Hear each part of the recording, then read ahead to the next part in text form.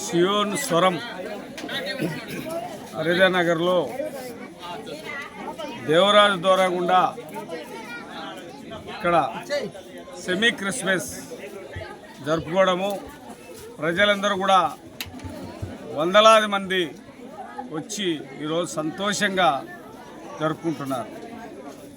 ఎందుకనగా రక్షకుడు ప్రజల కోసము ఇక్కడ ఈ లోకానికి ఒక కన్యక గర్భమందు వచ్చి ప్రజల మానవుల పాపముల కొరకు ఆయన రక్తము ఈ లోకంలో చిందించే కొరకు వచ్చాడు. ఈ భూమిని అంతా ఆయన రక్తంతో కడిగాడు.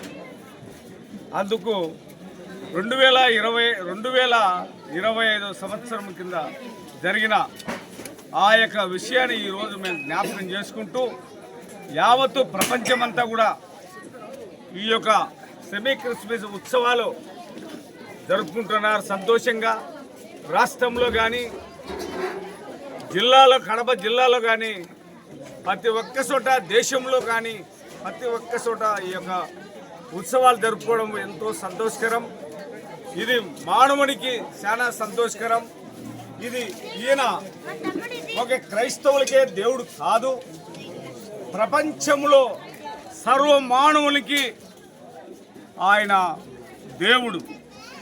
మరి ఈరోజు కొంతమంది మూర్ఖులు, తెలియనివారు ఆయన గురించి తప్పుగా మాట్లాడుతున్నారు. అది కాదు.